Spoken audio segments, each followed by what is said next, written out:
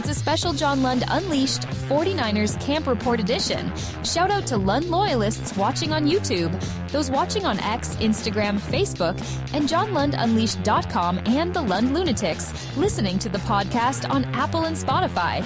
Make sure to subscribe and like John Lund Unleashed on YouTube and keep those alerts on so you don't miss anything.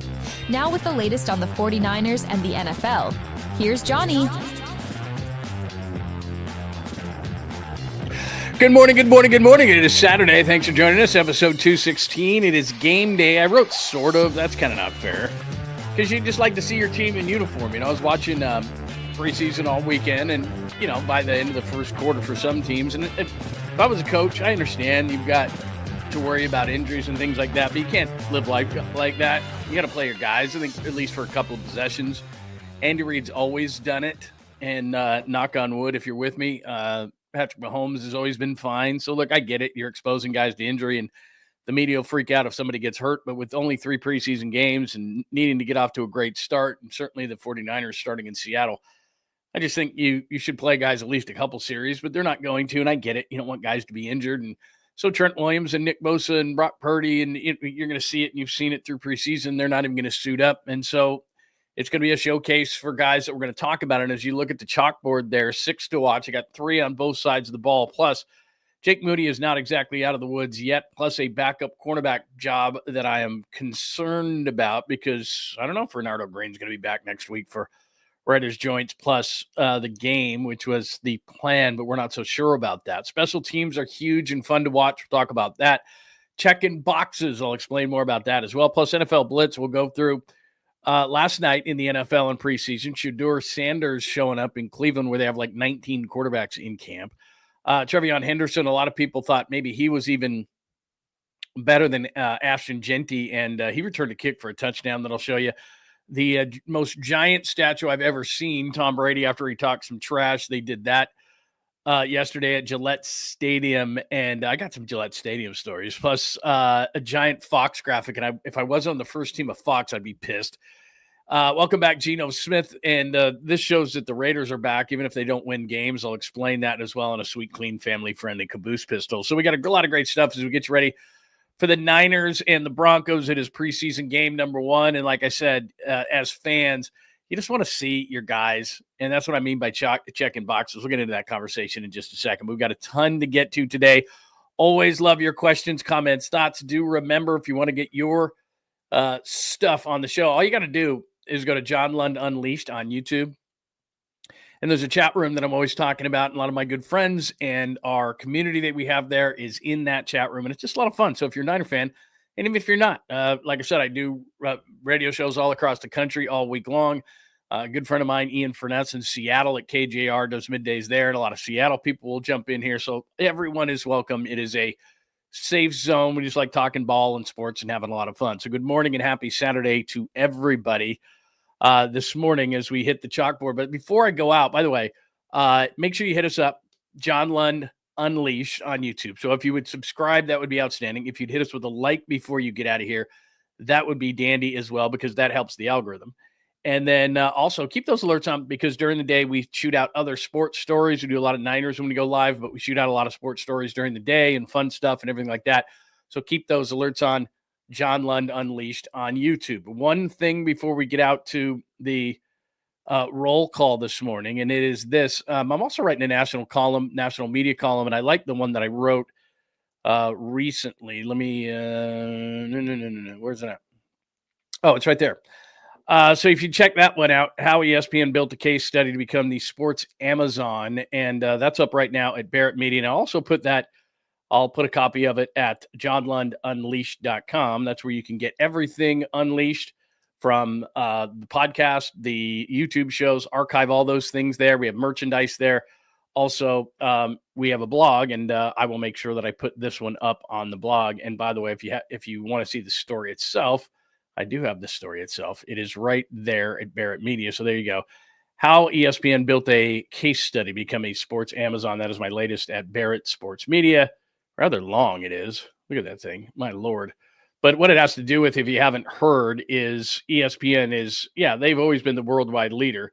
But what they are doing now, if you have not heard this massive story, First of all, they're doing a streaming service in which you don't need any cable, any kind of Hulu, any kind of anything, and it's going to go direct to consumer on August 21st for $29.95. And I'm not hawking it. I'm just telling you that not only do they have everything and all the sports events and all that kind of stuff, but when you add the rights to air inside the NBA, when you get a streaming service, when you get the rights to air WWE, which is absolutely huge, when you have ESPN Bet, oh yeah, you bet here too. You have everything across the board. Oh, and you added NFL Media. Oh, did I forget that? NFL Media, which is basically NFL Network. They now will run Red Zone, which is the biggest thing. Everybody's freaking out about NFL Red Zone, from putting betting ads to commercials to we'll see where that goes. And right now, the NFL and Roger Goodell the other day, and I played it for you, said, oh, nothing's going to change. Well, you don't own it anymore, pal. You don't own NFL Media. You can't say nothing's going to change because people say that all the time. You know, campaign promises. Oh, yeah, those always come through. Oh, yeah, just give us the stuff. Yeah, we won't change a thing. Yeah, right. Here's Pat McAfee on NFL Red Zone. Here's a ESPN Bet on NFL Red Zone. Here's a betting guy going, hey, before the game starts, let me tell you about this. It's going to happen because that's what ESPN does. Now, if they touch inside the NBA, that's going to be a totally different story. Those are fighting words. So anyway, we'll see how it goes. But the piece generally says there's some good, there's some bad to it. And the bad is you're going to have one voice. And what I would do if I were ESPN is these jackasses that they have, the Dan Orlovskis and Ryan Clarks and those kind of guys, you know, they've got to stay during the day. First of all, I'd let them go.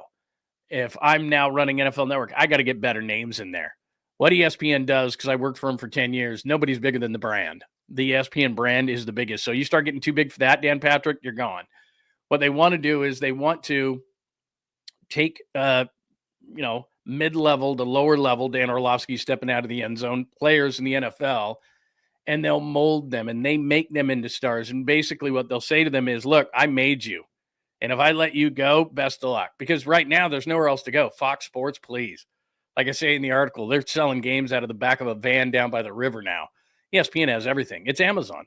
It's everything to all people. They don't want just your TV. They want you to take the network with you wherever you go.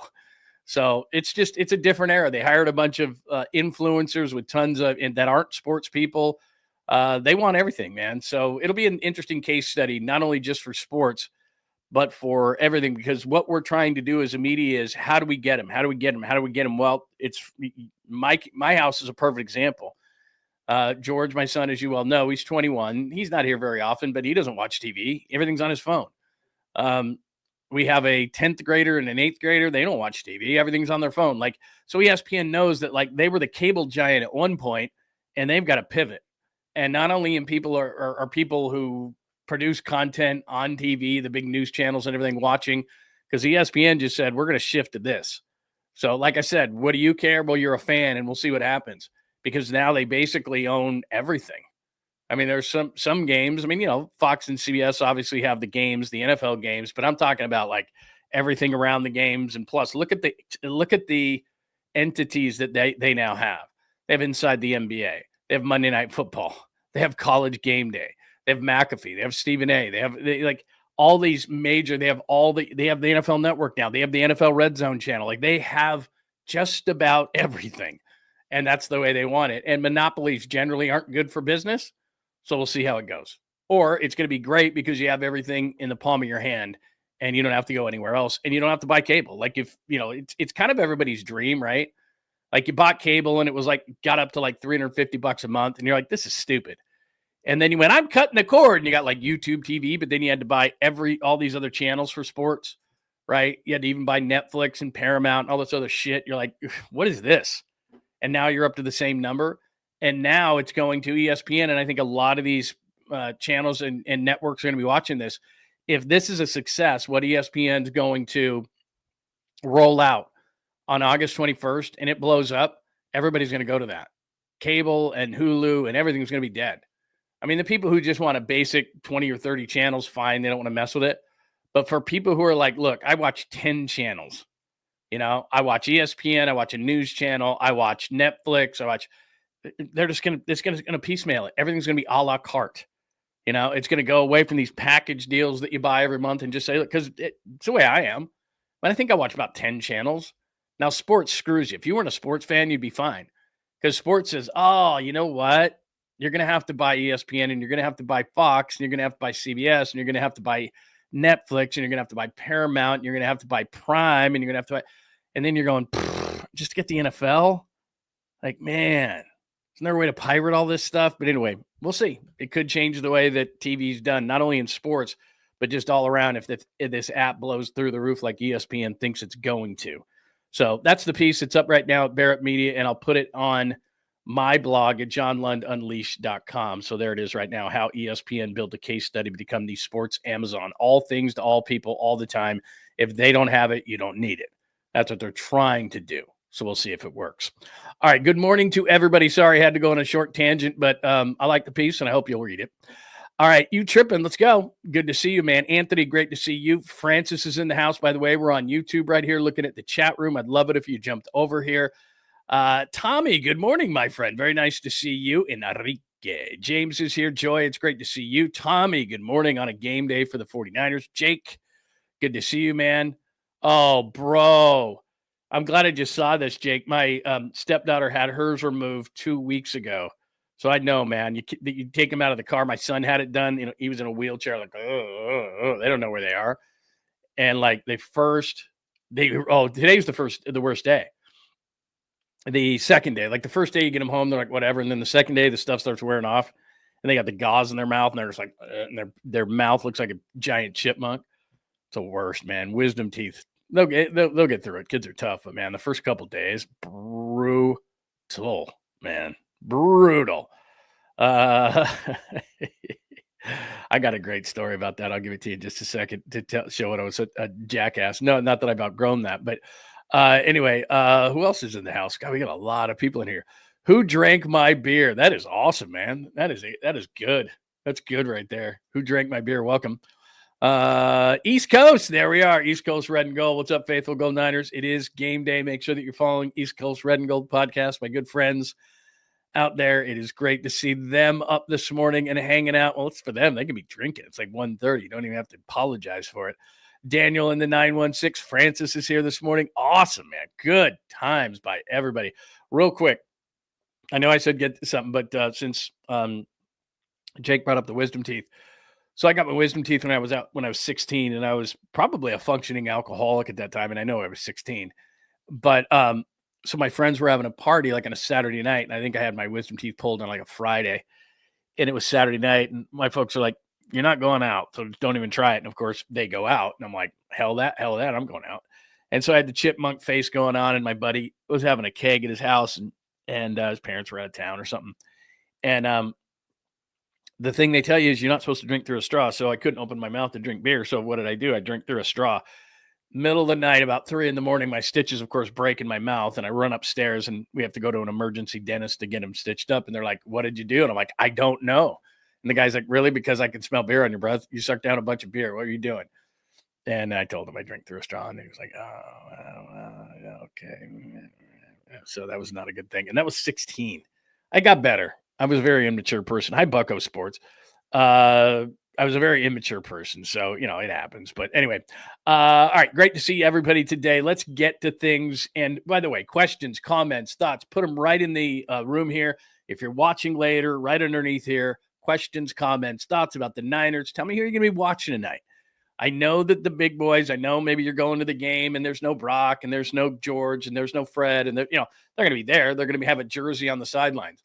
I don't know if they're going to be running off the sidelines like the Seahawks were, what was that, Thursday night? Like they had interceptions and all their starters who were not in uniform but had just their jerseys. Like remember when you were in high school and you're on the football team and you'd walk around with your jersey during the day? Like, yeah, we got a game tonight. What's going on? So they had that going on. And they got flagged a couple of times for running off the sidelines. And I thought it was pretty cool. The Seahawks coach, Mike McDonald, you may hate the Seahawks, but he said, cost of doing business. Whatever, it's preseason. And so he wasn't even pissed about it. But anyway, that's what you'll see on the sidelines for the Niners tonight. So you might be asking yourself, well, who should I be watching? Well, that's a great question for episode 216. 6 to watch there on the chalkboard at the top. And let's go through this thing. Now, let me, I put this up. And so if it sucks, then I'll go to something else. Here is the full, can you see that at all? I think that's shitty. I think that's the actual flip guard tonight at the game. but that we get as a media, and that's too small to read too. So let me do this. I'll make this easier for everybody. Share my screen because I figured that might be too small. I was like, yeah, let's see how that looks, but that's not going to be good enough. All right, that's what I want. Get out of here. That's not what I want. I want this. So this is your chalkboard right here. In the red is injured guys. So Aiyuk is injured. Jennings is injured. They've got to play some offensive linemen. They can't just rest 22 guys. So Trent Williams is not going to play. I'd love it if they played Ben Barch. I haven't seen him at all, hardly. Brendel, not a big fan. They might just start Hennessy. Hi. They might just do that. But, some of these guys inside, like Dominic Pooney doesn't have a whole lot to prove. But I think maybe Barch, maybe Brendel probably won't play in this game. McKivitz might play in this game. But I think you're going to see a lot of, and this is something to watch, because the offensive line wasn't good. Even the first team offensive line wasn't good in Denver or against Denver in the practices. Denver's got a really good defensive line. They are going to play people tonight. And so don't be surprised early if Denver's dominating the 49ers and you're going, God, the 49ers suck. We're going to suck. Denver's playing guys tonight. It's all a philosophical thing. Denver is going to play starters tonight, just for a couple series, but they're just going to get their toes wet. And I think that the Niners should do that. They're not going to do that. That's fine. That's Kyle's philosophy, always has been. So you'll see a few first-string offensive linemen just because you have to. But the main thing on the offensive line, just to start there, is going to be Burford at left tackle, which I have not loved. At right tackle, you're going to see, let's see, where am I going? There I am right there. Do they have them on the other side? Yeah, Pleasance is going to be on the right side. 62 Pleasance will be on the right side. They've got him misdone there, but he's on the right side. Burford's on the left side. So that's going to be the majority early in the game that you're going to see. As far as three on each side of the ball, I'll get to that in a second, but Mac Jones is a guy that's going to play tonight. Rourke is already out for the year. The plane, he's out for the year. Carter Bradley's a guy they really like. I'm sure they'll play Bradley a lot. Mordecai they brought back. Not sure how they're going to split those, but I think Carter is going to be a guy that they're going to look at a lot. Mac Jones probably won't play a ton, but I am excited to see him because the thing about Mac Jones is, and I'll pop this back up in just a second because I want to talk to you. The thing about Mac Jones is I was talking to a guy, I think I might have told you this story before, but I was talking to a friend of mine who covered him in New England. And I said, what was the deal? I said, the dude gets picked 15th overall in the same draft as obviously Trey Lance. And there was all the rumors that the Niners were going to take him at 3. And I said, what happened? It looked like he was off to a good start and all this kind of stuff. And he said, like, he rubbed so many people in New England the wrong way, starting with Belichick, but a lot of players, a lot of coaches, a lot of administrative. He's kind of a quirky guy. But the thing about it is he goes, you can sit down with him and he'll talk football and he acts like he knows what he's doing. So, he says all the right things, And then he gets on the football field and it just doesn't compute. It just doesn't work. And so we'll see from Mac Jones because he's had a really good camp. So Mac Jones is one that I'll be watching tonight. So if you look at 6 to watch where it says offense, OFF, Mac Jones, however long he's in there. And then because there's just not going to be, Juwan Jennings is out. Ricky Pearsall is not going to play. I think he should get some more reps, but Kyle doesn't agree with me, and I don't have a vote.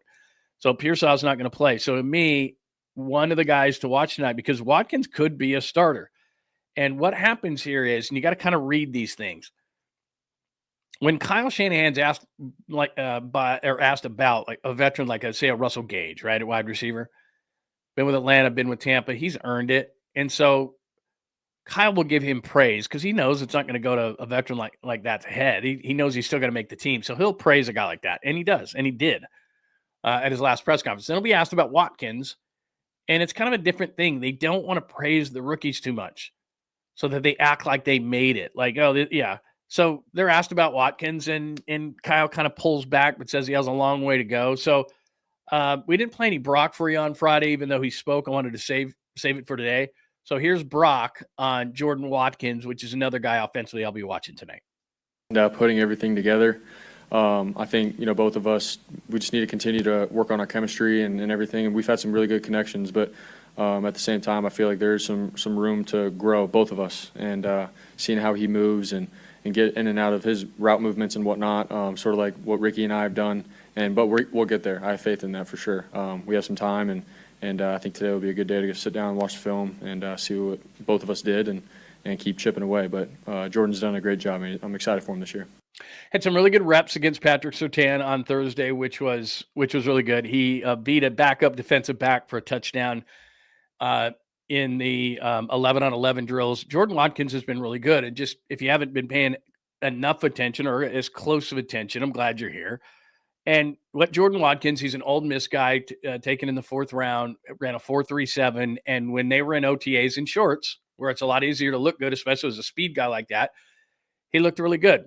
And then I was down there early in camp, and I specifically had my eyes on him, sometimes in drills, but more on the 11-on-11 to see, can he get off the line? So he's going against Dima Lenore and different guys like that. Now, he was crushing the backups. But early in camp, the first couple of days, you didn't really see anything from him, and I was noting that. It was kind of disappointing. There was other guys flashing instead of him. And then about the 3rd practice, as I was watching him, he developed, and I've said this before, but he developed this kind of jab step off the line to use his quickness rather than, look, somebody's going to try to grab you or knock you off your route or knock off the timing of the play, which is what they're supposed to do. It drives me crazy when DBs are off like 3, 5, 7 yards. Like, what are you doing? You're giving a guy a free release, especially a guy that runs in the 4.3s like Watkins. You got to get up at least early in their career, especially, and just, you got to disrupt the timing of the route, which is why it was so great to have Surtain on Thursday. Because, Patrick Surtain's big and physical, the Broncos corner, and he's going to be right up in your face, which is exactly what these guys need. But what Watkins has is this quick kind of jab step, and you can't get your hands on him. And so he's been using that a lot in camp, and especially on these quick crossing routes, and he's tough to handle across the middle because you've got linebackers trying to run with them or whatever, and they just can't do it. So he's been catching a lot of balls in that way, and then all of a sudden he starts getting some deep balls. He caught some from Brock, and he did well against the Broncos. And so he's really been good. And just kind of, if you look at the bottom there in white, it says checking boxes. And what I mean by that is these guys have got to go. So I talked to you about OTAs and shorts, check. Talked about, okay, they get the pads on, check. All right, consistency in camp, check. And I'm talking about young players, not the Fred Warners and George Kittles. And so and then tonight what it is really for coaches to just pull back the curtain. It's another check mark for a Jordan Watkins, for an Upton Stout, for a CJ West, for these guys who have been really flashing in camp to say, all right, I know for a lot of people, like you'll be watching at home, right, on the couch or whatever, or even in the media box, we'll be sitting there. And by the 3rd quarter, we're like, oh my God, I'm bored. Can we just be done? For these guys and for the coaches, this is what it's about, is continuing to say, okay, what about this? Check mark. What about this? Check mark. What about this? Check mark. What about this? It's about consistency and checking all those boxes. So guys like Jordan Watkins, who's had a nice camp, and CJ West, and all these other young guys, it's a chance to do that. And then what it's also a chance to do is some guys are practice guys, some guys are game guys. And it might be a preseason game, and you and I could get bored by the 3rd or 4th quarter. Because when you're excited right at the beginning, because you see the gold helmets and you see the uniforms and you see they're in Levi Stadium and it's really fun. And then after a few series, you're kind of like, oh yeah, this is preseason. And you might go get a sandwich and a beer and miss a few plays or whatever, which you wouldn't do during the regular season. And by the 4th quarter, it's kind of a dumpster fire and a mess. And a lot of young players who aren't going to be in the league, but are trying to get something on film, are out there and they're making mistakes and they're nervous and all that kind of stuff. So that's kind of how a preseason game goes. But specifically early, there are players that they want to see. And then there's also those players who kind of are on the fence at practice. All of a sudden the game lights go on and you're like, whoa, that guy's making a play. Like there was a guy named LeJohntay Wester, who was a punt returner for the Ravens, and he came out of Colorado, and he was okay, but he's undersized. His first punt, it wasn't like he caught it and went around the edge and ran for it. He juked in and out. It was a great punt return. And now the Ravens are like, damn, is that our punt returner? So those kind of plays can get you on a team, or at least get you on a radar if you haven't been crushing it in camp. So anyway, back to the 3 that I'm watching. So Mac Jones is one. Watkins is another because of the shortness, obviously, as we all know, at wide receiver. And right now, what I would say is if they don't get Jennings back, all bets are off. But let's just say Jennings can be back. Let's be optimistic. Jennings is back. He's the 1. Pearsall is clearly having a tremendous camp as the 2. Stay healthy. As the 2. And then I don't know what they're going to do at the 3 with Robinson being suspended and all those things we talked about a million times. I think it's going to come down to Russell Gage, a veteran who Kyle may trust, who may not even be on the team by the end of the year, but certainly with all the injuries and guys being out and DUI things and so forth, he could start in week 1 and be off the team by week 10 when, Ayuk's back and everybody else is back. And okay, we don't need a veteran. Or it's going to be Watkins because he keeps showing things and his upside is much higher and he's got the deep speed that the Niners have always wanted, but they can't seem to find, your Danny Grays and these kind of guys. And it's like, God, we need an off the top guy so that safety has to respect that. And it can open some things up for us both underneath and in the running game. So they need that speed guy. So they'd love it to be Watkins. They really would. But Kyle is a trust guy and he trusts veterans. And until you can give me 100% trust, like an Upton Stout, who just every minute of every day, that's how you gain trust as a rookie. And Watkins isn't there yet, but certainly among the two, you'd certainly rather have Watkins than Gage, but who knows? But one of those guys is going to be, I think, a starter. And now if Jauan Jennings is back, I don't know what the hell they're going to do. So Jones, Watkins, and then the other one is Corey Kiner, and he's a free agent running back. And with Jordan James breaking his finger and being out for a couple of weeks, I would have put James there because he would have got a ton of work because obviously CMC is not playing. Garendo is already hurt. So running back wise, and now Jordan James is out. So Amir Abdullah and Corey Kiner. Those are going to be your backs and then whomever else. But Kiner's a guy that's been flashing in camp. He's wearing 49 and just a guy to watch because the Niners always tend to find these guys, right? Elijah Mitchell wore 49 and Matt Breida wore 49 in camp. And so I don't know, there's just kind of a weird thing about 49. But the thing about that is those guys were making, now watch Kiner on special teams too, because that's where he'll be playing. But when it was Elijah Mitchell, I remember sitting in Levi Stadium and he was a rookie. And they had taken the two backs. They had taken Sermon in the third round out of Ohio State, who was a total bust.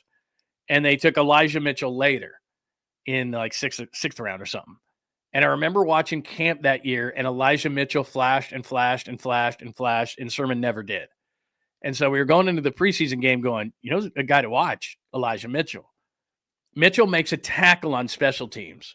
I mean, one of those ones where, there's a dude zooming down the field on a punt return, takes a dude down, and you're like, that's Elijah Mitchell. Then he gets into the game and he's flashing. So I'm not saying that's going to be Kiner, but the Niners have a history of that, of taking a running back there and then the other running back comes through. Now, I like Jordan James, and I'm bummed that he's not playing tonight because he was cutting through holes. He was making catches in 11 on 11. I think they really like the guy, but he's got the broken finger. So Kiner's going to be a guy that you're going to watch. So Jones, Watkins, Kiner are going to be the guys, in addition to, as I said, it's not fun watching the offensive line. I get it. It's not sexy. But Burford at left tackle, especially given Trent Williams' age, and then right tackle Anthony Pleasants. And you would think one of those guys could be a swing, but they're just playing left-right. So Pleasants wears 62. So watch those two tackles specifically. I think that's going to be a big deal. And I'm hoping they play Ben Barch. He has no reason not to play.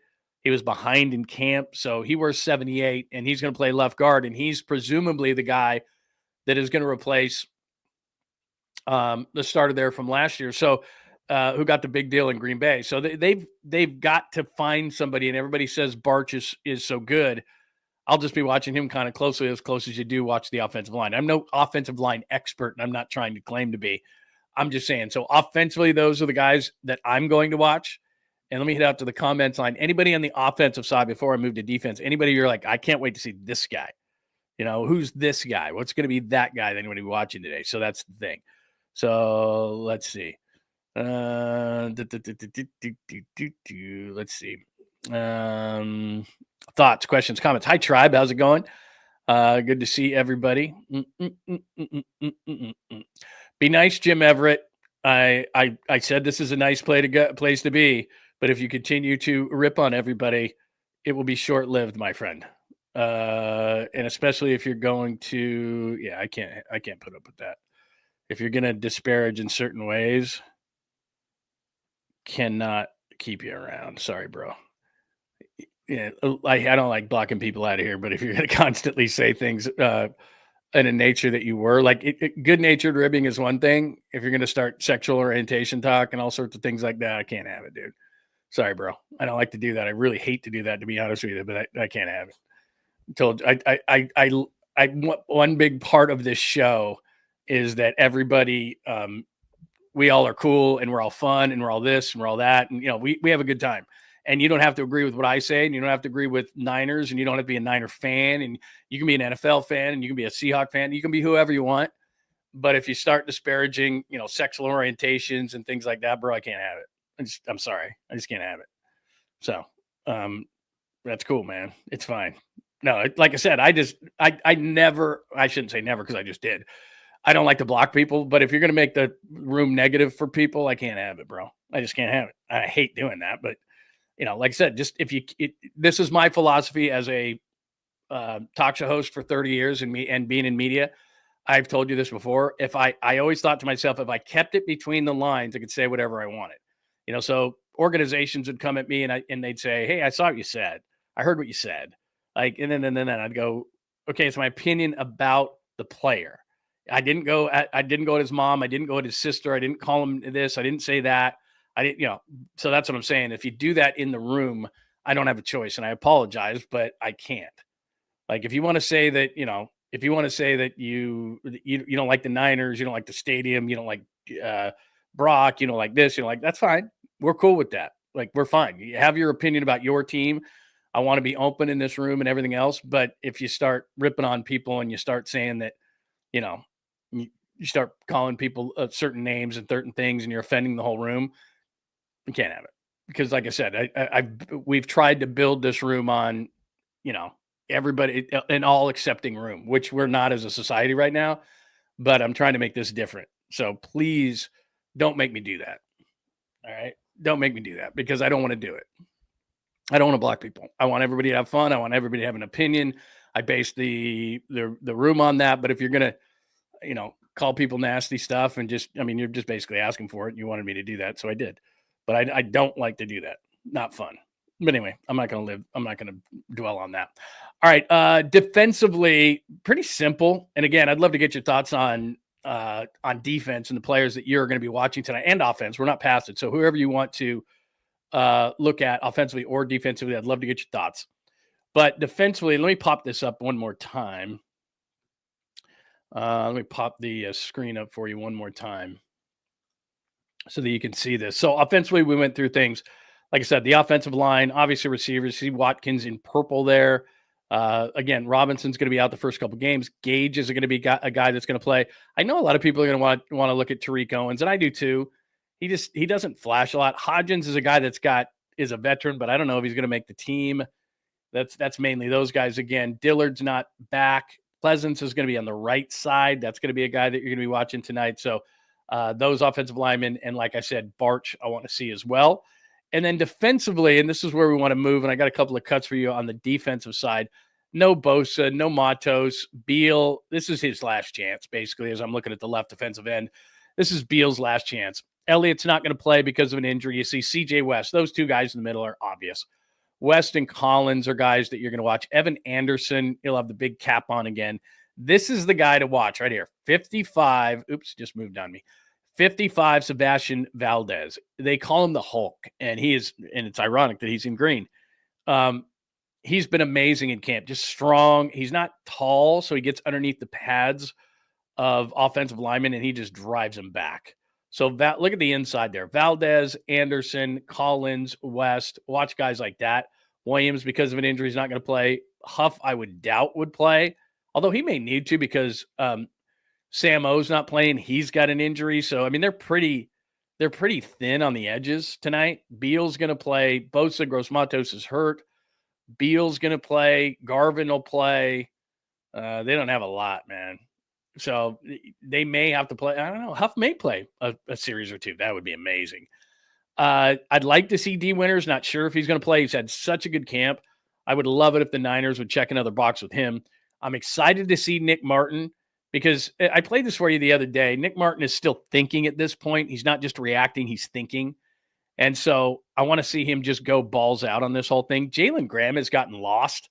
By the way, Jalen Graham's a good player, and he's gotten lost in camp. Stone Blanton's made some plays. He's just not a real fast guy, but he might be a special teamer. Gifford will play. He's a special teamer, and he's been a strong side linebacker. Third guy in. Bethume's having a pretty good camp. Surratt is a guy that's going to be on special teams, but he's got some good athleticism, so watch him a little bit. And then as far as the defensive backs, again, Green is out. Flowers, I want to see tonight. Anybody on the back end that is not a starter, so Renardo Green, Lenore. Green's hurt. Lenore's not going to play. So I know it's preseason, right? It's nothing. Lund, it's nothing. For Flowers, for Jacob Robinson, who's flashed in camp, I think he wears 47, not 49, but whatever. So Flowers, Robinson, both of those, this is a huge game for those guys. Darrell Luter Jr., who got checked for a concussion, so I hope he plays tonight. He's gotten beat a lot, and a lot of people like him.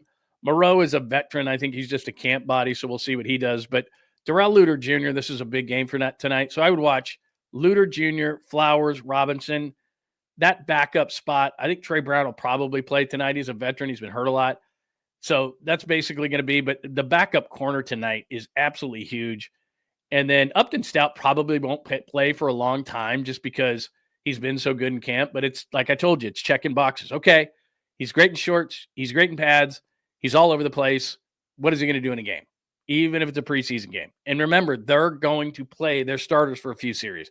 So I'd love to have Stout out there. And remember, they don't game plan these games, okay? They don't game plan these games. So they're not saying, okay, in a regular season game, Seattle is a great example because it's the first game. Seattle's going to game plan and say, okay, everything's great about Upton Stout. We've heard a lot of great things. Third round, Western Kentucky. He's 5'8", 185. We're going to put 6'2" Cooper Kupp in there. We're going to get Quick, Smith, and Jigba in there. Like, they're going to give him different looks and see if he can deal with it. So today, it's not like Denver's going to go, okay, Upton Stout's 5'8". Let's put a big receiver in there. They might just because, but they're not going to game plan. There's no game planning in this game. All right. They just play ball.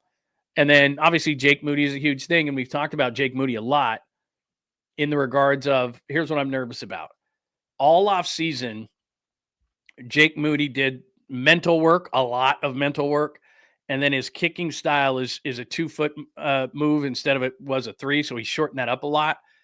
And in camp, it's not that he's been bad. He's making kicks, but a lot of times, doing, I've seen a couple doink in. I've seen a couple kind of flutter ball in. It's not like every time he's hitting these majestic shots that are just no-brainers right down the middle. And so even in the preseason, I could be 100% wrong in this, but even in the preseason, if Jake misses one and his head goes down, that's bad. Because what's going to happen here is all that mental work that he did, he's going to be like, damn, I'm still missing kicks. And I think it'll be all out the window. And that's when Kyle Shanahan said the kicking competition isn't over. If Jake doesn't hit kicks in the preseason, let's say he just misses one, like tonight, misses a 39-yarder just for the heck of it, doing, and it misses. Kyle's going to be on the phone, man, because he can't handle this anymore. I'm telling you, he's frustrated by it. So they could be even if he misses one, I could see him on the phone tomorrow bringing somebody in here. And the only reason they haven't, and he said it right when they cut Greg Joseph, the veteran kicker they had in camp, they've had so many injuries. 13, 14 guys are missing camp every day. They've had so many injuries, they can't carry an extra kicker. They don't have the bodies. And so when you're going to have a joint practice like they did, and then you turn around and you have a preseason game, and in that first preseason game, you want to sit a bunch of guys, well, you got to have enough guys to field the team. So in order to sit those guys, you've got to have position players, not extra kicker. So they don't have the luxury to have an extra kicker because they've been so injured. But if he misses a kick tonight, doesn't matter. They're going to bring in a kicker. So that's that deal. So West is a guy I'm watching because he's been so good. Stout is a guy, and Valdez. Those would be the guys plus the backup cornerback battle, if that makes any sense. By the way, I think I played this on Thursday night when we did the thing. But if you haven't seen this is what Upton Stout has been doing the entire camp. So this is Thursday against the Broncos, and he's just scrappy. Watch this. Nope, mine. So again, that might have been, there was a lot of contact there, so I'm not sure if he would have gotten called for something, but I pointed this out on Thursday. You see Robert Saleh right there? They're really starting to hone in on Upton Stout. They want to make sure because, look, rookie nickel might be the toughest defensive position. It's just, you got to do everything in there. You got to force the run. You get 5'8". They're going to come at you with different kind of receivers, different kind of routes. At least if you're an outside corner, I'm not saying that's easy, but you have the sideline to help you. A lot of times they can only go one way. They can go anywhere. And they're going to put quick guys in there, big guys in there. They're going to run at you because you're a rookie and you're not very big. You've got to be tough, and you've got to show it again and again. So I thought it was funny when I was watching this thing, and there's Robert Saleh right in the middle. So you see the guys lining up, and there's Robert Saleh going, okay, let me check this guy out. And then, boom, he's got his hands all over him. He's physical. He's riding him. Again, I don't know if they would have called that. The guy slipped and then kind of looked back like, is that interference? But look, man, he picked the ball. That's what he's been doing the entire camp when you watch him. just right in your face, right up against you, challenging you, scrappy, playing hard. That's been Upton Stout. You want to run at his side, he's been there. So look, I'm not crowning the guy Dennis Green, not quite yet, but he's been awesome.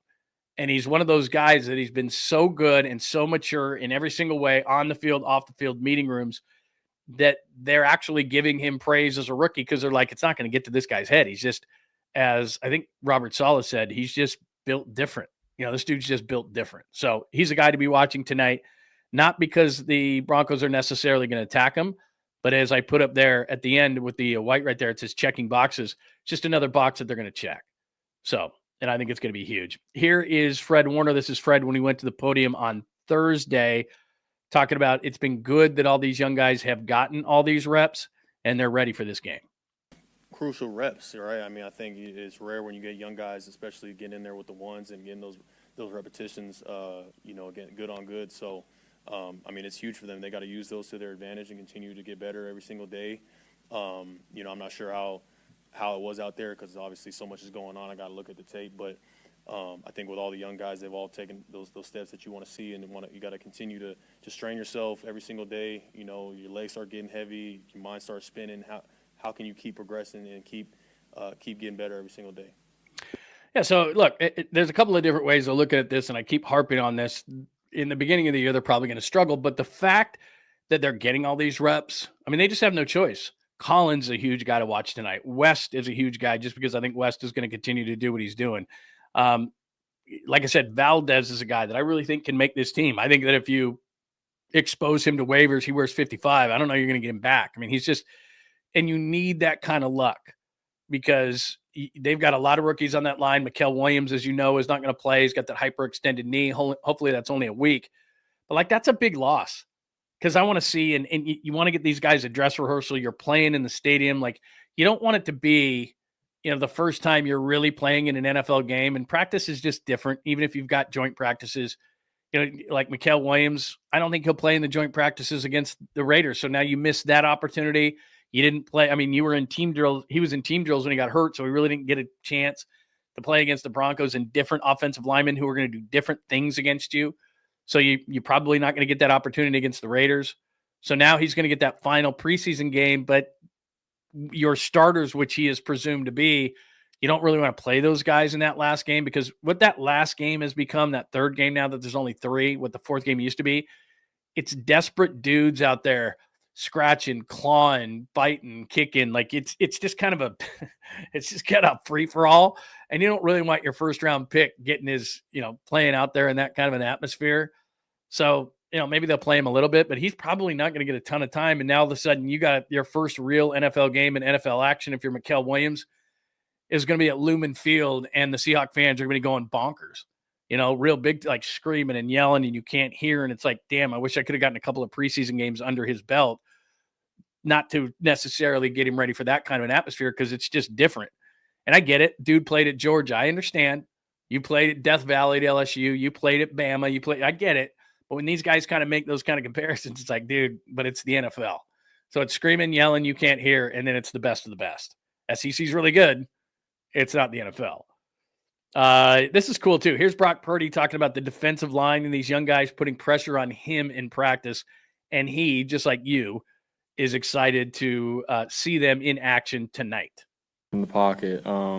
And I think that's something that us quarterbacks talk about, is it's good work for us to get some pocket movement, having to step up and rip a 12-yard basic on the backside or check the ball down. That's real football. And we wouldn't be talking about those kind of reps if they weren't doing that, getting good push and some duress on us quarterbacks, and they've done that. So I think overall, man, collectively there's a chip on the shoulder in that room, the defensive line, and we feel it every day, especially at quarterback. We know that they're bringing it. And so Coach Ksarek has done a good job there. All right, so there you go. There's Brock talking about it, and yeah, everybody's excited. I mean, I think if they said if they had like a one-on-one screen like they do kind of in NASCAR, where you could watch different drivers, and they said if you could only watch one thing tonight, what would you watch? I would watch the defensive line. I mean, I'm excited to see CJ West if he's for real, because if CJ West can continue to do this, and CJ West has a great week against the Raiders, that dude's a starter. I mean, not just in the package. I thought it was going to be in the NASCAR package, which is their pass rush package, which was going to be 𝐃𝐨𝐧'𝐭, Mikal Williams, Huff on the outside, Bosa on the outside. Now with Williams' injury, I'm not sure what that's going to mean. Hopefully he gets back in a week like Kyle said he would, and he'll be fine. But now it's coming down to the fact that, Collins is a run stuffer. Do you put him in? Do you put West in? West is just playing so well that you may just not be able to keep him out of there, because it's not just the penetration against the run. It's also, against the pass. He's stopping the run too. He's doing a lot of good things. So watch 99 West, watch 20 Stout, watch 55 Valdez, watch the backup corner battle. Mac Jones for a couple of series. Watkins is huge tonight, and Corey Kiner, because they just don't have a lot of running backs. So watch Corey Kiner, a guy who's definitely created buzz in camp. That's where we are. Jake Moody, I mentioned briefly. He's the only kicker they got. You just got to hope he doesn't miss a kick tonight. Any kick, extra point, any kick, anything, because you're going to see Kyle's not going to be all upset tonight, and he's not even going to be calling plays tonight. That's going to be 𝐾𝐨𝐽, and Kyle does this every preseason, gives it to somebody else, so he can watch more of the game. If Kyle's calling plays, he's not as in tune with everything else. So part of the reason he gives these play calling duties away to 𝐾𝐨𝐽 is, one, let's help this guy so that somebody can't say, well, he's never called plays when he's up for like a head coaching job or something. Well, he has. And then two, he wants to see the macro view of the game tonight. He wants to see these guys. He wants to see offense, defense, because a lot of times what Kyle is doing is he's making loops, but a lot of times he's on the offensive side, so he won't see a lot of stuff. Now he goes back and he watches the film of the practice. That's different, but he's going to get a macro view of everything from the sidelines when he's not calling plays. He doesn't have to be as dialed in on just the offense. He wants to see it all, and it's a big deal. So that's what's going on as far as that goes. All right, special teams is a huge thing tonight as well. This is how certain guys are going to make the team. If you're a backup corner, but you can't play special teams, if you're the fifth wide receiver, but you can't play special teams, you're not going to make the team. Some of these backup guys, these linebackers, it's going to come down to it. And think about it. When the Niners were letting guys go, who were they signing? Special teams guys, because the special teams were so atrocious last year. I want to see the difference in the special teams this year. And Jason Pinnock, who might have to start the season, he's more of a special teamer. And Luke Gifford, who might have to start on the strong side, he's more of a special teamer. And so they've got a bunch of guys. Not only did they draft with that thought in mind, but they also brought in a ton of guys who were good special teams players. And so you're going to see those guys flash tonight. And it's huge because, like I said, if you're a fifth, sixth wide receiver, you got to play special teams. And we're all looking going, well, God, that guy can really catch the ball. Yeah, but if he can't contribute on special teams, he can't make the team. So that could be the difference. Like even tonight, like a guy like Jordan Watkins, who, yeah, you want to see catch the ball and do everything else. What if he goes down as a gunner and knocks somebody's block off? Now you're talking. Because last year, how many games did special teams cost him? At least cost him the game against the Rams at LA. I mean, probably 3 or 4. I mean, they were 6-11. They sucked. I'm not making any excuses for them, but they could have very easily been 8, 9, 9, and 8, which doesn't mean they would have made the playoffs or anything like that. But that's how bad special teams was. And Brant Boyer came in, and Brant Boyer got his long snapper. He got his own punter. He got 3 or 4 special teams players that he wanted. So it's like, here you go. We gave you all this. Now, are they going to be better? Are they going to screw up again tonight? And for us, again, sitting on the couch in the fourth quarter, we'll be like, God, I'm bored. Special teamers are playing for their life, man. It's fun to watch. All right, let's see. Take that out of the studio. I think we're good as far as the Niners are concerned. Give me some questions, comments, or thoughts. Is there a specific player you're watching, specific group you're watching, something you're excited about tonight, whether it be offensively or defensively? Because if not, we'll move on to the NFL Blitz, and I got a lot of good stuff. Plus, I got a great, sweet, clean, family-friendly boost pistol for you. Let's see here.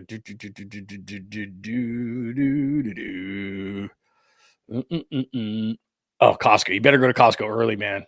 You got to go to Costco early. What time is it? 11:30? I don't want you to leave the room, but I'm telling you right now, mid-afternoon Costco. There's one right by me in Danville. That thing is a dumpster fire. My wife won't even go there. If I walked into the house right now and said to my wife, hey, you want to go to Costco? She'd punch me right in the face. Like, I don't go to freaking Costco. What, are you kidding me? Anyway, she would, man. I'm not even kidding you. Yeah, 8:30 is a good call. That's a good call, James. Yeah, 8:30 is not bad. You either got to go early or late. Early or late, man. That's it. Early or late, or else there's just no chance. Let's see what else. Very cool. O-line. Yep, absolutely. All those eyes on the O-line. I'm interested to see Burford because I liked Burford when he first came out, and he seemed to regress and get worse. And he did play tackle. He was a good tackle, actually, at Texas San Antonio, and then they moved him inside. Now they'd be good inside. And being a backup to Trent Williams is huge because I love Trent, but at 37, you might need a couple of games where he doesn't play. And as much as I didn't like Jalen Moore, and I've said this, he got better. His first couple of years was like, oh my God, Jalen Moore's in the game. Quarterback is dead. But no, he's played a lot better. Played a lot better. So there you go. Let's see. Oh, 106. 106. Hold on. Why is this not working? 106. Ooh. Tell you, I'd be staying inside. I'm jumping in the pool right now. All right. Any more questions, comments, thoughts on the Niner game tonight? By the way, we'll be popping on after the game. I'm not sure for how long, but if you want to talk about the game afterwards, we'll pop on afterwards. Yeah, Tommy, I wouldn't have paid him that money. I mean, he's nice, but Kansas City will find out. But they drafted Simmons of Ohio State, so I didn't even know Moore is going to be starting, even though they gave him a lot of money, so maybe he is. But anyway, we'll talk more about it. But there you go. That is some people I'll be watching tonight for the Niners as they take on the Broncos tonight. If you got any questions, comments, or thoughts, hit me up underneath. Or we're live right now, of course, as we always are on X at John Lund Radio, and that is a great place to hit me up for questions as well. Fozzie, it's good to see you, my friend. Oh, you're going shots already, man. Let's see. Where was it? I swear I saw somebody say take a shot. There you go. I think I did it. Hey, what's going on? 11:30? I mean, gosh, it's almost noon. It's almost noon. You could almost do a shot and not be any big deal. All right, there you go. We are caught up on everything Niners. Let's do this, man. There's a lot of good stuff today in the NFL wire, so let's do it. It's time for a look at the NFL stories making headlines. It's the NFL Wire on John Lund Unleashed. You can see there a couple of games we'll quickly hit. Shedeur Sanders was really good last night. Cleveland has about 92 quarterbacks in camp. Trevion Henderson's a guy that Ohio State, they had that two-headed monster at Ohio State, and Henderson looked good. The giant Brady statue, I don't know if you saw that. He talked a little bit of trash, too. It's the most giant statue I've ever seen. Speaking of Tom Brady, you got to laugh at this Fox graphic for their teams that they announced. And welcome Geno back to Seattle. This is pretty funny when you leave a team. So let's start with this. Shedeur Sanders, I got to be honest, man. That was one of the weirdest things during the draft. He falls to the 5th round. A bunch of teams must have taken him off their board because they're just like, no. And this is probably as wrong as draft insiders could be. Now, Mel Kiper liked Shedeur Sanders, and the whole time he was freaking out during the draft that Sanders wasn't taken. Every half hour that he wasn't taken, Mel would go on one of these tangents about how he didn't understand how Shedeur Sanders couldn't have been taken. So maybe he's right because they took Dylan Gabriel from Oregon in the 3rd round. They brought in Joe Flacco. They got a ton of guys. Plus, I don't know what's going to happen with Deshaun Watson, but they got a bunch of quarterbacks in there. And so here is Shedeur. He actually started last night, although he was 4th string on their initial depth chart. But Shedeur looked pretty good. Here's a couple of plays. Sanders moving the pocket. Downfield throwing. Open makes the catch with defense to stop the run. Off the play fake. Shedeur Sanders into the traffic. And it is brought in for a touchdown by Caden Davis. A lot of people are online going, oh, those are the Panthers starters. Yeah, right. They're the Panthers anythings. They'd be like 3rd string anywhere else. But my point in just picking those two out, those are 2 nice throws. Now he's moving to his right on the one. He puts it right on the running back there. And then there's 3 defenders around the tight end there in the corner. And Sanders gets it to him on that one as well. So, look, I'm not sitting here saying that Shedeur Sanders is going to be a steal quite yet. I've watched some of Browns camp, but not a ton. But he looked pretty good on those. And he's maybe one of those guys that I was talking about that, maybe they're not the greatest in practice, the greatest in camp. And then all of a sudden they get in the game and they're really good. I remember I've told this story before, but when I was working in Detroit covering the Lions, Jeff Garcia came to the Lions and Joey Harrington was there. And I did an interview with Jeff at training camp. He came down, we were the flagship, and he sat down. And I don't know that I would say I made the mistake of, but essentially I knew better than to ask Jeff this. But I said, They brought you in to back up Joey Harrington. How are you going to kind of impart your wisdom on him? And he stopped me like 3/4 of the way through the question, and he went, I'm not backing anybody up. I'm here to win a job. And if Joey Harrington can beat me out, then he can beat me out. But I'm not here to be a caddy to anybody. And I watched Jeff in practice, and balls are hitting the ground, and he doesn't look very good. And I'm like, and so we're sitting there going, we're doing live on the air, and we're watching him. And I go, Jeff Garcia's not beating anybody out. And then you watch him, even in preseason games, you're like, oh, I get it now. Because he wasn't a great practice player like Joey Harrington, who ended up being terrible. He was the 3rd overall pick of the draft in like 2003 or something. And from Oregon. And in practice, I mean, you could see why he was drafted so high. The ball's spinning. It's, he's got good velocity on the ball. Everybody's catching the ball. He's looking really good. It's like, that's the starter. And then Jeff, the ball's hitting the ground, not looking very good. And then Jeff gets into a game, preseason or not, and he's just moved, he's just scrappy, man. He's, 3rd and 3, he's running forward. Jeff Garcia. I mean, all of a sudden he looks magical. And in practices, it's like, So I had heard that Sanders wasn't great in practices, but man, and I'm not just basing it on those 2 throws. I watched that game. He looked pretty good. So we'll see if he makes everybody look stupid by not taking him, but he looked good last night. Another guy, a lot of people were debating, I love 𝐿𝐮𝐬𝐜. He had 3 carries for -1 against Seattle. The offensive line for the Raiders is not very good. They started their first string. Seattle did not start their first string defense, and Seattle just bottled up that running game. So I'm not putting it on 𝐿𝐮𝐬𝐜, but a lot of people's second running back in last year's draft was TreVeyon Henderson out of Ohio State. And this is what he did the first time he touched the ball last night in New England as a kick returner. There's your speed depth. There he goes. Oh, there he goes.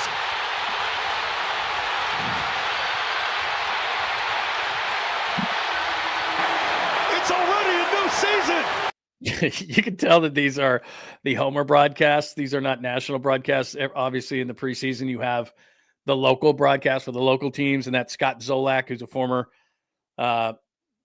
a former quarterback with the Patriots. And there he is. It's a new season. It's like, we'll see. It's preseason, but we'll see. But yeah, it's still impressive. I mean, your 2nd round pick takes a kick for a touchdown, and he's a really good back. So he's got some early vibe going in New England. So there's that. By the way, since we're just talking about broadcasts, my good friend Greg Popov, of course, who we did radio together for 15 years and remain very good friends to this day. Another good friend of mine, Guy Haberman, is going to do the call tonight with Tim on TV with Tim Ryan. Bro. And Guy's going to be great. I mean, Guy is going to be great. If you've never heard Guy Haberman do, say, college football or anything, he's number one, he's just a great person. But number 2, even more so, he's a great play-by-play guy. And the 49ers did a great job. Bob Sargent and the whole crew down there with the Niners did a great job in putting Guy in there. But he'll have the utmost respect, keeping the seat warm for Pop. And I have no doubt that Pop will return at some point this season. But great choice by the 49ers and putting Guy in there because he's an awesome dude. I was going to say he's an awesome guy, but it's Guy. He's an awesome dude. And he's going to do a great job, which is what you really care about. All right, speaking of the Patriots, Tom Brady, they unveiled a gigantic statue of him, the most gigantic statue I've ever seen. This is in front of Gillette Stadium. So it reminded me of a couple of years ago when, remember, they had the Joe Montana and they had the catch and they had the whole thing and they put that up and it was really cool. But it's not gigantic like this. But give Brady a little bit of credit in his speech that they unveiled the statue. He trashed Jets fans, which is always fun. Statue isn't just for Pats fans. It'll also give all the Jets fans something to throw their beers at as they leave the stadium every year. Probably in the second quarter. Maybe the third. I mean, he's aging in reverse. I mean, honestly, I don't know what he's taking, but he's aging in reverse. I think he just turned 48 the other day. It's ridiculous. I mean, remember George Blanda, what he looked like at 48? Looked like he was going to die like that day. He looked like 78. And there's Brady right there. Dude's 48. Looks like he's 28. My God. He's taking something. That ain't natural. I don't care what he's eating. I don't care if he grows all his own organic fruit and vegetables in his own yard and all the kind of things that they say he does and whatever the TB12 stuff he does. I don't care. It's partly good genes, a lot of good docs. That's what I say. Good, when they say good genes or good docs, some good docs there. That's just me. I could be wrong. Probably not, though. All right. Let me hit this, though. So that was, he's talking trash. Let me show you the statue. This is unbelievable.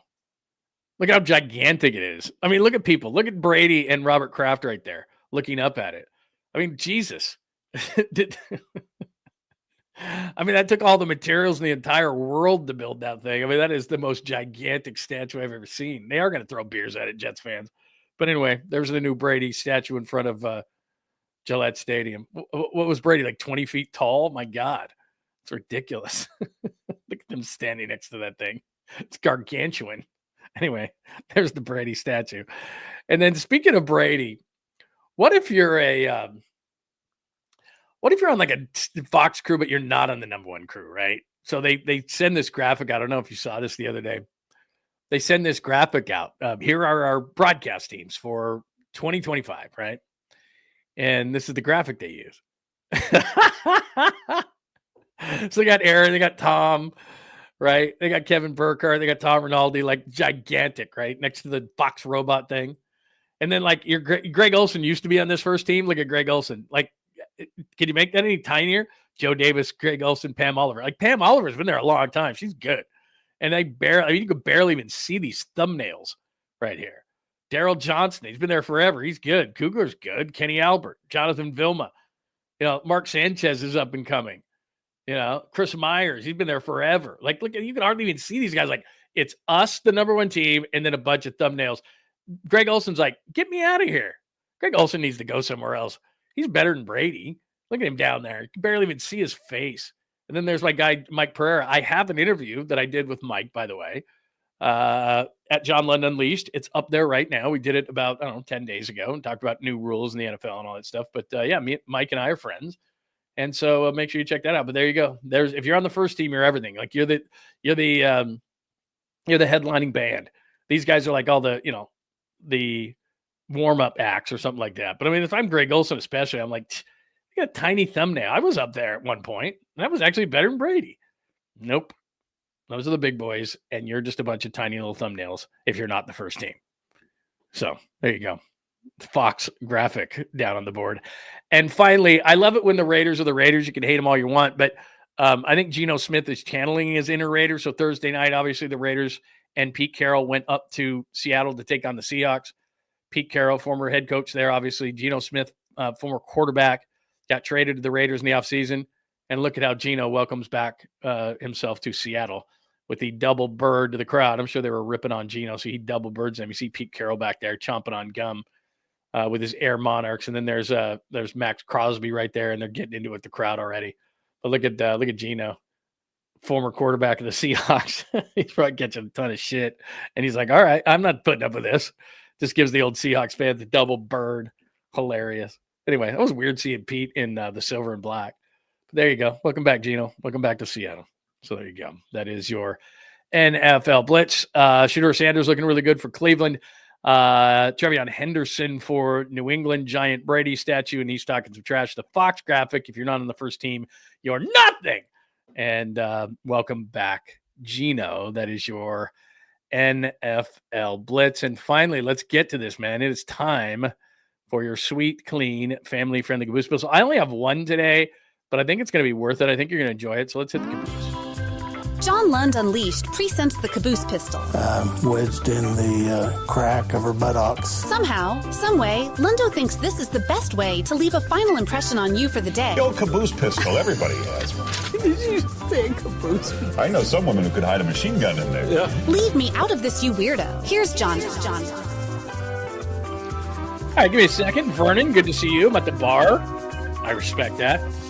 By the way, isn't it great that what are we, a week or two away from college football? I'm going to have to do this earlier now that I think about it. I'm a college football junkie. I watch it all day long. And we're very close to that. London, I'm at the bar, so you're on mute. Just wanted to say hello and keep it up, buddy.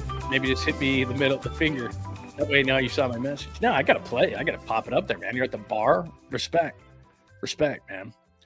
We get a lot of good names in here today, too. Rico Triple X is here today. Good to see everybody. 49er Brian, if I did not say hello to some people this morning. Gabe, it is great to see you, my friends. We got a lot of people jumping in, talking Niners now that it's Niner season. That already say Greg. Lots of people in here today. 22, good to see you. So very cool, man. Very cool. A lot of people in the room. Make sure you please spread the word. make sure that you are subscribed to the channel. And as I'm telling you, we put out all sorts of stuff, other sports during the day, and then we talk a lot of Niners live.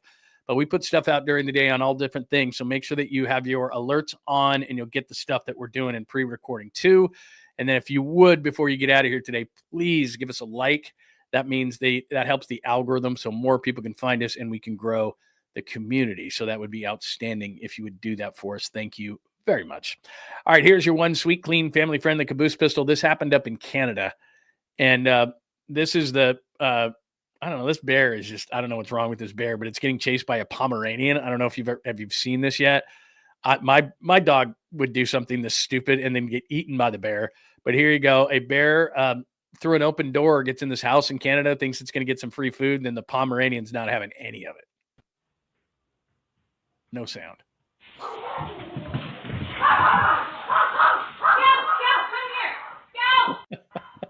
Watch this.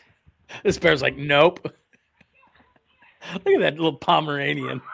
Like, turn around and look what's chasing you, man. Go. Look at the bear still over there, like scared. Like, look at that little thing. Like, how could that bear be such a weenie? Like, look at that gigantic bear right there. Gosh. We gotta play that again. Like, it's like, okay, get myself some food. I mean, that's a cub, I get it, but that's still a pretty big bear. Look how little that dog is. That just tells you, man, attitude's everything, right? Look at that. That's like Upton Stout chasing like a fullback or a tight end or something. There you go, Scout. Scout, come here. You know how big that bear is. I mean, that's, it's not a full-grown bear, but I mean, come on. Scout's not having it. There you go. The bear's like, hell with that thing. A Pomeranian. It's gonna eat me alive. Oh my gosh, Scout, come here. Look at it. It's still not having it. It's like, that thing ain't coming back. Still pissed. Anyway, there you go. Scout the Pomeranian taking out the bear. Like, what's with that? He just had an attitude, man. You just get it. I mean, that's kind of a rule for life, right? Just an attitude, man. You come at somebody with attitude, they're like, the hell with that, not having it. That's a giant bear. He's like, don't you know who you are? You're a bear. Dog's barking at you, some yippy dog. Could have eaten that thing like in a second. That could have been your meal. Not going to the kitchen. Anyway, there you go. Pomeranian Scout taking out that dog. I know, isn't that funny? The thing like jumped the stairs. Like the bear's like, I am out of here. And that Pomeranian like jumped the stairs. Like, I'm getting that guy. It's like, dude, that's great. Attitude is everything. Because seriously, that bear could have turned around and went, wait a minute, man. That is chasing me? That little ball of fur that I'm going to eat? Are you kidding me? Anyway, there you go. Yeah, Habes is going to have a great game, man. He is awesome. He is great. So there you go. All right. Anything else today? Again, episode 216, 6 to watch. Jones, Watkins, Kiner are guys, plus the offensive line. Defense, West, Stout, Valdez, 55. Watch that guy. Backup cornerback battle is absolutely huge. If there are more guys, Collins, 95 is another guy to watch. I could talk about a lot of guys. Martin at linebacker, he's going to get a lot of time on the weak side. Don't know if they're going to play Winters. Obviously, Warner's not going to play, but I'd love to see Winters so you could see what we were talking about, how well he's playing. I'd love to see Martin, too. They got to keep the big boys off him. And keep in mind, the Broncos are going to play starters. So early in the game, probably the first two series, if anybody's flashing from a standpoint of the Niners who's a backup against starters for the Broncos, that's even better. So that's what's going on. Jake Moody, don't want him to miss a kick because I could see all the mental stuff that he did over the winter go by the wayside if he does that. Special teams are always fun to watch as well. Guys trying to make the team. And again, checking boxes. Guys like Upton Stout, guys like CJ West, guys who've been doing it in camp, did it in shorts, doing it in camp, and now they got to do it in a game, and then that's signed, sealed, and delivered. If Upton Stout has a game tonight the way he's been playing, I don't know that they're going to play him in any more preseason games. It's like, dude, this guy's good. That's it. NFL Blitz, Shedeur Sanders. I showed you highlights from Trevion Henderson as well, the giant Brady statue, the Fox graphic, and welcome back Gino and a sweet, clean, family-friendly caboose pistol with the Pomeranian chasing the bear, and that is it. Any more questions, comments, thoughts? Tonight I'll jump back on, and we can take a look at what happened with the Niners and feel pretty good with that. Especially if he misses. If he misses, man, I'm telling you, they're going to boo him in a preseason game, and it's going to be ugly. And next week, there's going to have to be a kicker in the house. That's just the way it's going to be, man. They're going to have to. All right, that is pretty good. All right, that's good. All right. Have a tremendous rest of your Saturday, but we'll be back tonight for a short version of a wrap-up after the 49ers play tonight. Anything else we needed? If I missed you today, just hit me up. Any questions, comments, or thoughts right underneath the show, or hit me on X at John Lund Radio. And just one more plug before I get out of here today. Remember, if you would check out my new piece, I think it's worth your time, at Barrett Media. And I'm going to post this at johnlundunleashed.com. But my latest piece, and if you haven't heard it, everything ESPN's doing with getting the NFL Network and getting WWE and doing all these different kind of things that they're doing. But my latest piece is right there. I was trying to get that video out of the way. There you go.